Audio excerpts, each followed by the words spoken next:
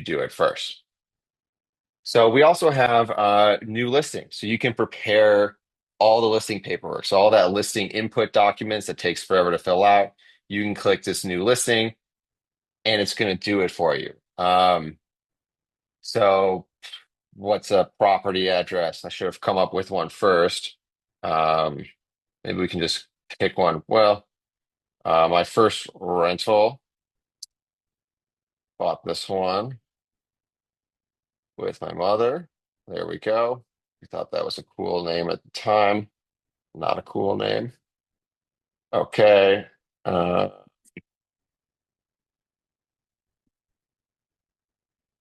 and we do that. We're going to put in a price, 500,000, 1% for me, two, let's call it 3% for the other person, listing date there, and expiration maybe over here. Click prepare paperwork. And there's a lot of forms, so it took a little bit of a second there. But now we have all the forms that we need for the listing paperwork. So we've got the listing agreement here. It's going to have, what the commission to me is, what the commission to the other agent is going to be. It's going to have the seller disclosure statement. So we're going to put a warning over here later. But just know that you probably shouldn't check these boxes. Like, if you click send for signing, the seller will actually get this to check all the boxes. So we'll eventually have an option where you can override it and then you can pick the boxes and then the seller can't. But for now, whenever you see a box to check, just ignore it. Just click send for signatures.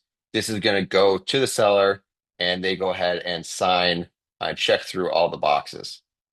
Same thing for here. So you don't have to fill this out. You just click send for signatures and it's going to go out to the sellers to fill out themselves.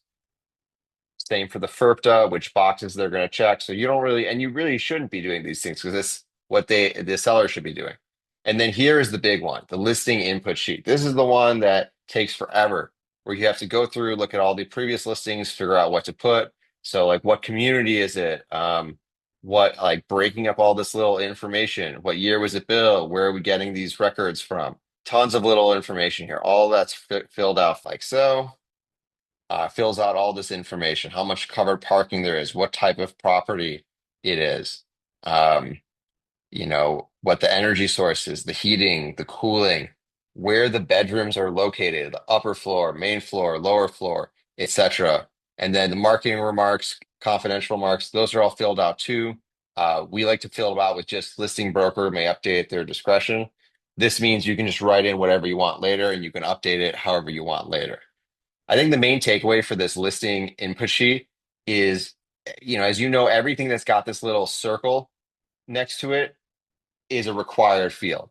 And so all of those fields, you should go through and, kind of gut check them or tell the seller that you think they should double check them and stuff. So that's something just, go through, just be aware that it could make mistakes. There could also not be any historical listings to fill it out. And so maybe we actually just aren't able to fill out a certain section of it. So just go through every single one, make sure you've got it right, save any changes, click send for signatures. So all those things are going to be prepared for you. You just send them for signatures. As they get signed, they're going to be added and updated here. Right now, all these say unsent. After you send them, they'll say sent. After they get signed, they'll say signed. So you have all that information in there for the property.